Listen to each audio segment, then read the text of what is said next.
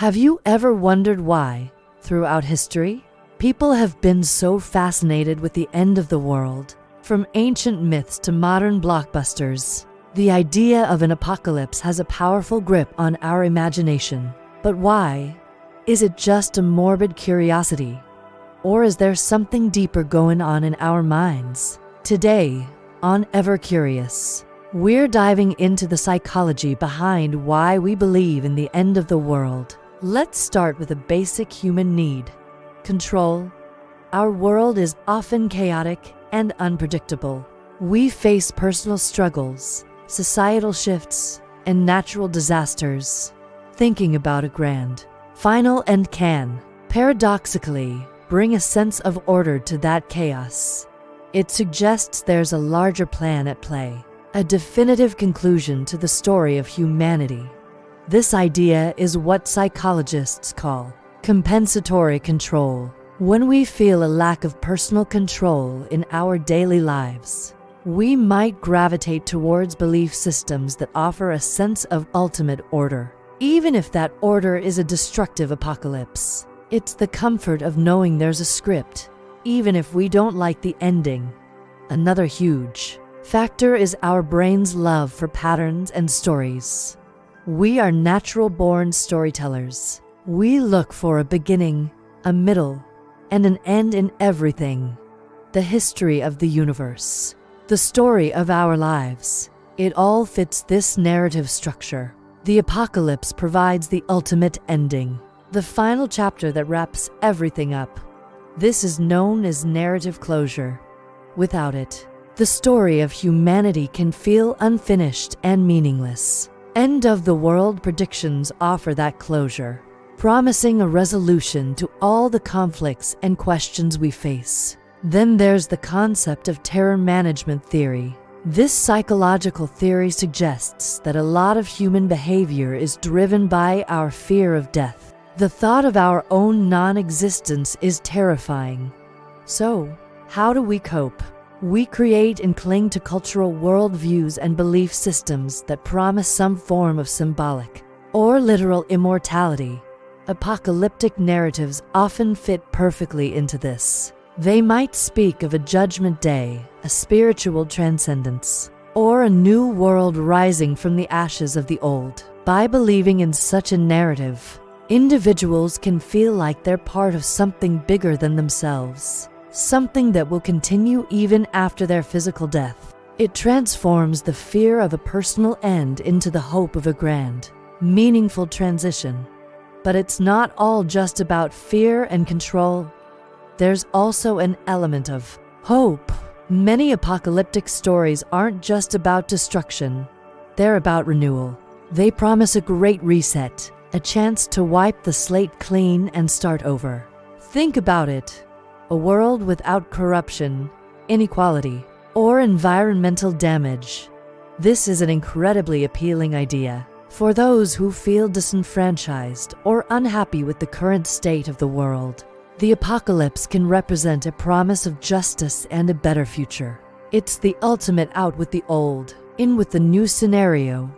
This idea taps into our deep-seated desire for justice and a perfect world, often referred to as a utopian impulse. Social dynamics also play a massive role. When you're part of a group that shares a specific belief about the future, it creates a powerful sense of identity and belonging. This is classic in group psychology. Sharing a unique, often secret knowledge about the world's end can create strong social bonds and a sense of community. It makes people feel special, chosen, and part of a collective mission. In a world where many people feel isolated, this sense of belonging can be a powerful draw, reinforcing the belief through social validation. The more people around you believe it, the more plausible it seems. Let's also consider our cognitive biases.